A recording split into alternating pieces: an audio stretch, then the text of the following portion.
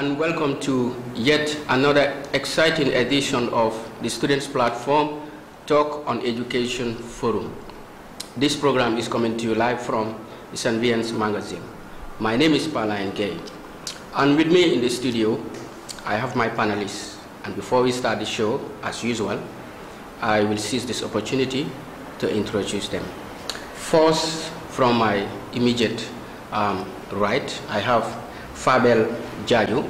Of course, Fabel is the current president of the GTTI, Gambia Technical Training Institute Student Association, as well as the vice president of the National Union of Gambia Students, known as NOX. And next to him, I have Usman Toure, a student from the University of the Gambia, who is also representing FED, Foundation for Education and Democracy.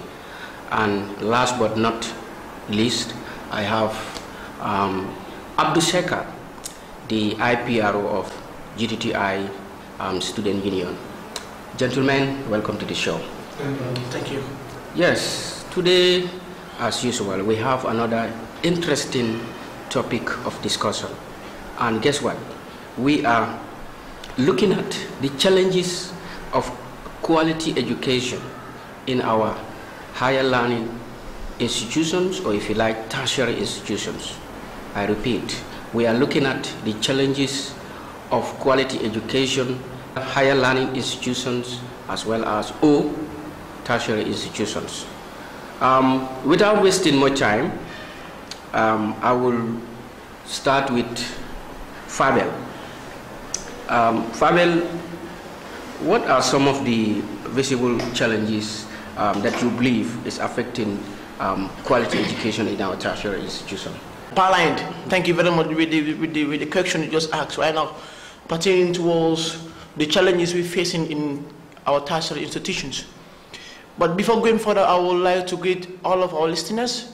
I will say Assalamu alaikum to you all, and also good morning in English week. The most important issues that is now even disturbing the tertiary institutions, the challenges we're facing more from the government, from the people, from even the family, was inadequate fund for the students to showcase what they want to study in their field of studies. And then also people have been also forced not to study what they want to study. If I want to study law, and you'll be saying to me that I should not study law because law is not a very vital way for me to study, let me just go on to something.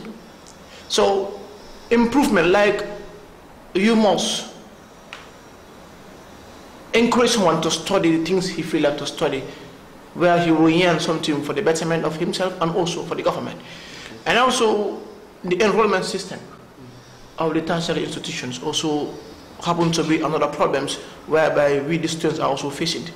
And also, if we check, as per what my friend also spoke about for the form of frequency, saying that in terms of scholarship, the scholarship was not being centralized towards the people who need it. So if we check the scholarship that always been given from the government, it's only the government supposed to sponsor the students, or whether the private sectors, the companies, should also come out and also give scholarship for the students who need it. Sure. But the things are not even going in a very good directions.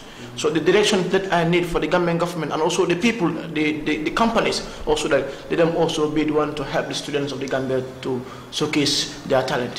Thank you very much. Okay, thank you very much. That was Fabel Jaju, as I said, the current president of GTTI Student Association. Yes, next I would want to shift my attention to Usman, Professor Usman. Well, Usman, the issue of access to quality or access to higher education is a big challenge. How do we think the government of the day can improve access to quality education for all? Yeah, thank you very much, Pauline, and good morning to our wonderful viewers out there. As you rightly mentioned, the issue of access to quality education is a big challenge in the Gambia, and first it starts with the institutional or the institution that actually are responsible in giving the necessary education, the necessary skill to the individual students in the tertiary level. And then you come to realize that we have these institutional weaknesses where institutions are not equipped to be that standard to give the relevant information, the relevant knowledge that will give every individual a sense of, let's say, independence, and then being able to stand on your own, being able to be shaped in a way that you will be able to create your own job opportunity and etc. And then you come to realize that with the issue of access, like how many students are enrolled in some of these tertiary institutions, you come to realize that over the years, Gambia have done immensely in terms of student enrollment in both primary and then secondary education. But you come to realize that even with the issue of tertiary institution, it is still another challenge.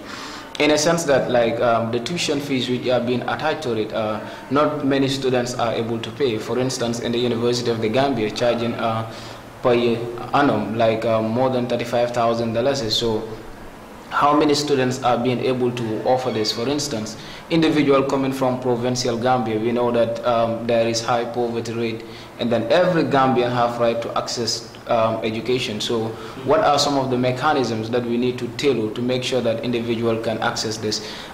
We also, our government have a role to play in giving the necessary scholarship, and then the private sector should also intervene, that is private companies and etc.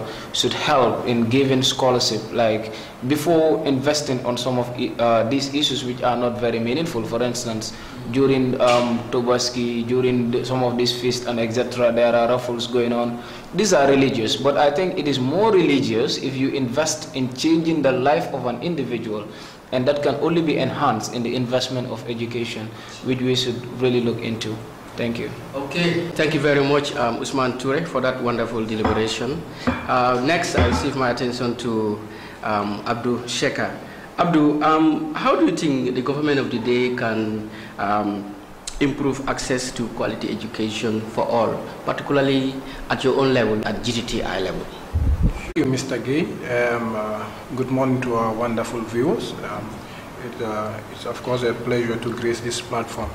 And you've really asked an important question, the government ensuring that, of course, access to education or tertiary education is availability to all, disabled students. And as you may know, everything at the government's level starts at the policy level, understand? So they have to draw policies, that has to ensure that every student, that is deserving of accessing tertiary education is indeed, granted such access, you understand? And then again, when you look at these, institutions, our tertiary institutions, I think we have something like 4 government subvented tertiary institutions, you understand, which I believe they also are, established by an Act of National Assembly, and they also have the, of course, procedural rules and regulations. So these tertiary institutions, of course, have to, put in place, you understand, rules or procedures, that will favor, even, the most basic citizen in the Gambia, you understand. As we know, Gambia is a developing country, you understand. So we need to encourage, policies that will, be inclusive to everyone, you understand. So the likes of University of the Gambia, of course, have set out their criteria when it comes to, enrolled students, like my colleague here mentioned, you understand. We have to revisit the enrollment, the enrollment system of these our tertiary institutions. With that, of course, access to education can be very easy to all students that are deserving. Understand? Financial challenges as well. The government can, of course, intervene in providing sponsors to students. You understand? As my colleague rightly mentioned, understand? Poverty, of course, we know in the Gambia is very wide. Understand? So government has to really consider this and help in providing scholarship, and not only providing scholarship, but also make sure the scholarship reach deserving students, and it is also decentralized. I think with that, access to education on the government side can be very, can be fulfilled. All right, thank you very much, Abdul Shekhar. Next, I will have to invite Fabel Jaju again.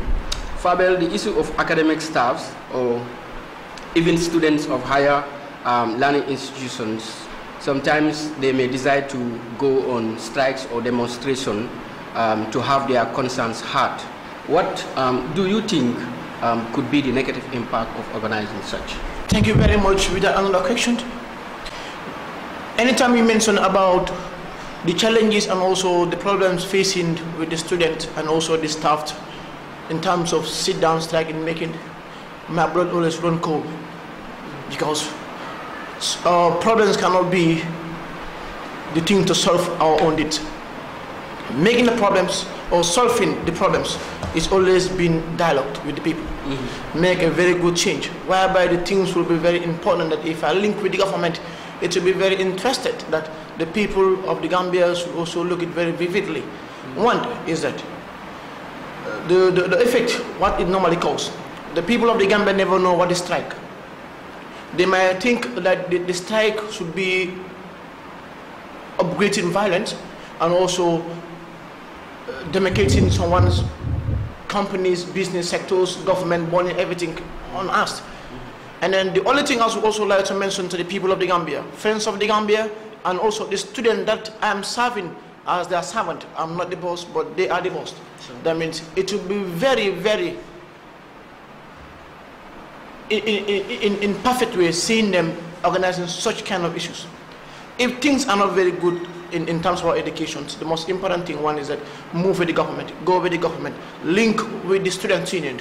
That the student unions, these are the problems we are facing in the Gambia educations. These are the problems that also lead to the people acting in a manner whereby they should not act.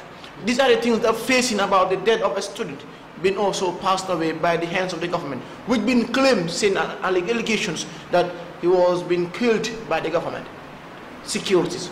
So it happens to be a format whereby we the students should be very, very understand that we should look into it and then investigate what was the cause, who were the cause, and who killed before building something which you know was not prior to the government. So and then if the students of the Gambia and also the staff saying that okay, I will never take it because of the government are not even giving me the money, our allowance are not even entering, or we call it 1/6. So it will be very difficult. Are you teaching the people of the Gambia, or you teach it because of money? Think about your people. That I want to serve the people of the Gambia. I will give them the knowledge they want to get. But organizing sit-down strike, organizing any form of waste, I think is not the solutions. The solution is that we build a dialogue, a networking system that can also yield another diplomatic way for us to solve our problems, but not sit-down strikes and all that stuff. Okay. Thank you, sir. Thank you very much, Fabel. Next, I would like to invite Usman Toure to shed light on the question that I asked Fabel. Yes, Usman, what is your reflection on the question? Yeah, Pauline, thanks very much. I think with this issue of strikes, students organizing themselves, you know, in either demonstrations, strikes, and etc., either staff, students, evidence has it that strikes will always undermine quality, of course, because the limit, instead of using the actual time in for educational purposes, we are using it in a different issue. But then let us try to diagnose the root cause, like what are the problems that led to individual going on sit-down strike, or individual coming out to demonstrate and etc. I think that is what we need to diagnose, and that is what we need to find solution to prevent individual from embarking on such. And then also you come to realize that I want to believe students of that level, there is a way in which we should organize ourselves in when we want to come into such situation. For instance, let us engage ourselves in dialogue. Let us use all the possible means that we can attain our objective without, you know, getting into those strikes and demonstrations. For instance, if all these issues fail, then we should embark on a strike, but we have to do it maturely. We have to do it in a way that we are not going to cause harm, because at the end this is going to trickle down to us. For instance, if teachers embark on a sit-down strike, I not going to school to attend lectures, the impact comes back to me. Oh, I sitting at home not attending lectures. At the end, you come to realize that it all comes back to me. So you come to realize that I think we should explore all mechanisms, and then where need be that we need to embark on a strike, we need to do it in a way that we're not going to cause a lot of effects on us, and then we're not going to undermine the quality of education, because staying at home, not attending classes, going to classes, not having good lectures and etc. All these issues are not into our own advantages and etc. So before we get into strikes, demonstration, we really need to examine some of these issues as students. Thank you. I will just want to reiterate, because Turi has said it all, you understand, and of course Fabel as well. So basically, as he said, I would want to reiterate that, like, understand, we exhaust the domestic remedies that we have, you know, which includes dialogue, you understand, you know, constructive dialogue in that case, you understand. If you embark on constructive dialogue with, you know, administrators or those steering our affairs, it will always be fruitful, you understand. And again, strike, the issue is why I didn't really fancy it. You know, people have this misconception of strike, you understand. It always results to violence, you understand. And when we know violence, as citizens, we all have a responsibility to uphold public order, you understand. So when there is a strike, it will be very hard for us to uphold public order, you understand. There's always at times disturbance, you understand, which is as a consequence of those strikes.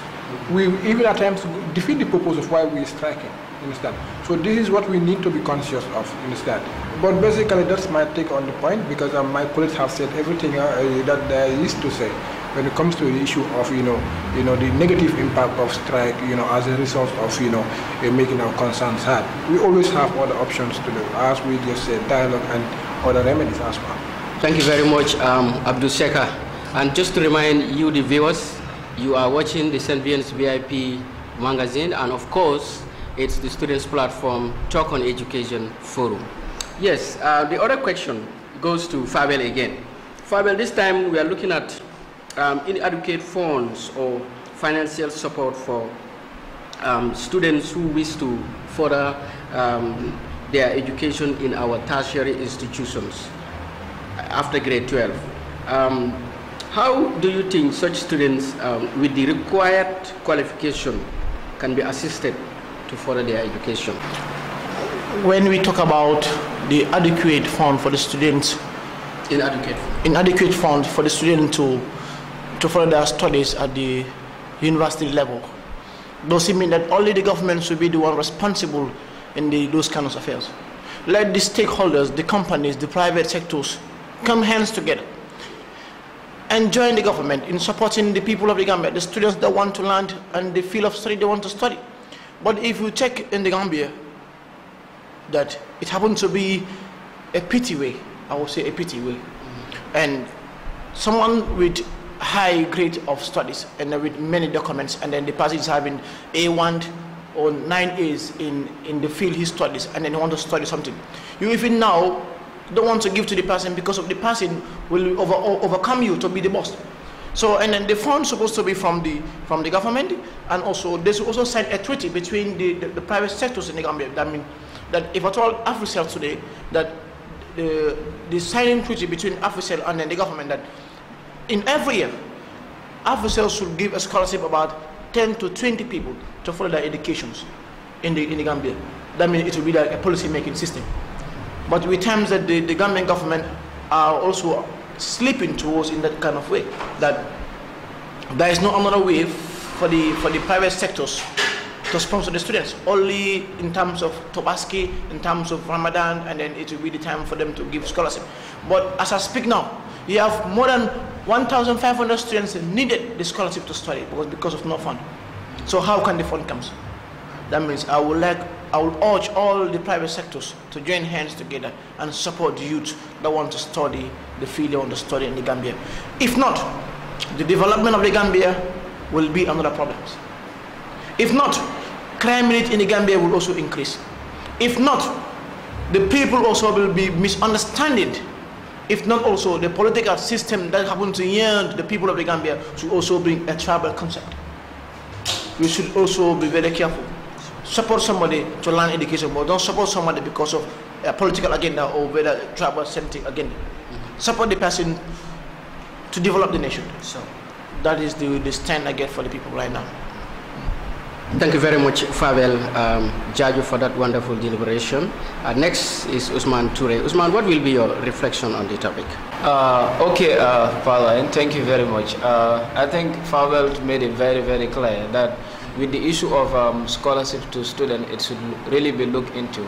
But I also have another suggestion that as a country, we as a nation should now be thinking about how do we make sure that public education is being made free and accessible to all individuals as long as they are yearning for it, they are in need of it, because that is where sustainability is. That is where we can attain that sustainable development, to make sure that the individual, that is the citizenry, they receive the quality education and at the best level of their careers and etc. But also, we need to look into economic growth as well, because not only to tap scholarship, but also how do individuals become independent, being able to do issues on their own. For instance, economic growth is not all what development is about, but it is a necessary tool for development to occur. If, for instance, there is good economic structure where every Gambian is trying to improve and to be independent economically, you come to realize that families will be able to contribute at least quarterly in terms of their children acquiring education and etc. We need to look into all sectors in the economy. For instance, how do we explore the agricultural sector to make sure that it will be a pride upon a farmer to sponsor the, for the child to go to a university. But that can only be done if there is high production in the agricultural sector. Likewise in the fishery, likewise in all other sectors. So it will be very, very advantageous if the economy is revisited and then it trickle down to the masses, and then people have equal opportunity in exploring their own walks of life, and then being able to have that sense of ownership and independent in their own family level, and then being able to do something for themselves. And like also the wages and salaries of the government, it also is something that is necessary. For instance, how many civil servants in the Gambia are able to pay for their children to go to tertiary institution? It is in question. So now, what is the essence of their salaries and etc.? A salary that you can only use to have the basic needs like food on the table, and that's all. That is not sufficient, and it is not sustainable. So we really need to have a strong economy, well-paid jobs, and then to our civil servants and private sectors and etc. to make sure that we can have that sense of independence in accessing higher institutions. Thank you very much, Usman. Next, I will invite Abdul Seka. Abdul, just like the question I asked about inadequate funding or funds for students who want to further their education in our tertiary institution, that is after grade 12. How do you think such students can be assisted or helped? Yeah, once again, my colleagues here have spoken quite well again, and which has left me at a point just to only make few points. They've basically said everything. But again, yeah, it's important for us to realize that, we have needy students, you understand? Everything that, like when it comes to scholarship that we had here in the Gambia, we have people who are taking care of it. And these people who are taking care of it, they are guiding policies, in them, bossing out this, this scholarship. So at their own level, they have to make sure that these policies, these scholarships are decentralized, number one, are fairly decentralized. And secondly, it also has to reach, the deserving students. That's also another important thing. Understand? Scholarship has been given to people who are not really deserving of it. Understand? Or the people who are not really in need of it, understand? These are two important things that needs to be taken into consideration, you understand? And of course, the intervention of the private sector, as well as Toure said, is also important in, in the scholarship, you understand? And of course, honesty honesty as well at the government's level, for instance, MOHAS. And of course, making education free at our university level, as Toure said. So these are all important things, making sure student has, free access to education, and of course, scholarship as well.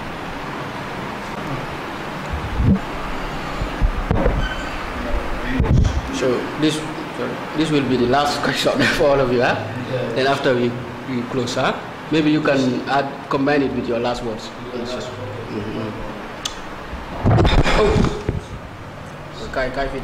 Thank you very much, Abduseka. Next is my final question for all of you, and I believe you can also include it with your last words on the show. This one has to do with how do we improve our education system, and it's for you, Fabian. How do we improve our education system such that it is able to neutralize the gap between employability and unemployability? What's your reflection on that? Thank you for another question, and also thanking all the viewers. The question about employment and also employability is that the government is supposed to equip the field of studies the people are even studying. That means the government should put their eye into those kind of field of studies. Like, for example, if I study engineering in the Gambia Technical Training Institute, so the government should also put their eye into us that we should be also enrolling them in terms of attachment issues. Intensive attachment happens to be the most important issues that can also relate to the unemployment, which can also reduce more employment rate in the Gambia in terms of intensive attachment, and also creating them their own self-entrepreneurs so that they can also be self-sufficient and then to do their own programs alone without even the support of any government, to be self-independent with their programs. But thank you very much, the viewers, and then till next time we meet again. Yeah, thank you very much, Fabel, for that wonderful deliberation, and of course, thanks for coming. Next, I would like to shift my attention to Usman. Usman, what is your reflection on the question? Well, thank you very much, Parlayan, and thank you very much, viewers. And this is amazing, giving us such a platform. But with just a brief recap on that particular question, I would like to say that the education system should be designed in a way that it favors individuals, that they can secure job opportunities, they can be able to create jobs on their own. And in fact, the best instrument to save a society out of poverty, to save a society out of ignorance, is by providing them with quality education. And for the future of this country to be in a more prosperous manner, we need to collectively invest in education and quality education in that matter to save the minds of every citizenry. On that note, I thank you all. All right, thank you very much, Usman Toure, for that wonderful deliberation. And last but not least, I have to invite Abduseka to also shed light on the question I asked, and probably you also give your last words. Okay, before getting to my concluding remarks, I would want to say for us to have a very prosperous educational system, I think, like Toure said, it has to be designed in a manner that will create self-employment, understand? And we have to look as a country, areas where the country really needs to invest in when it comes to education, understand? Gambia is a developing country, and we certainly know when it comes, we have to create, educational systems or, fields of education that will really help in the development of the Gambia. Let's take, for instance, TVEC and polytechnic education. We have to create architects, you understand? In the process that they can find self-employment in these areas of studies. We have to, create engineers. We have to create, something like electricians, you understand? And all such areas of engineers.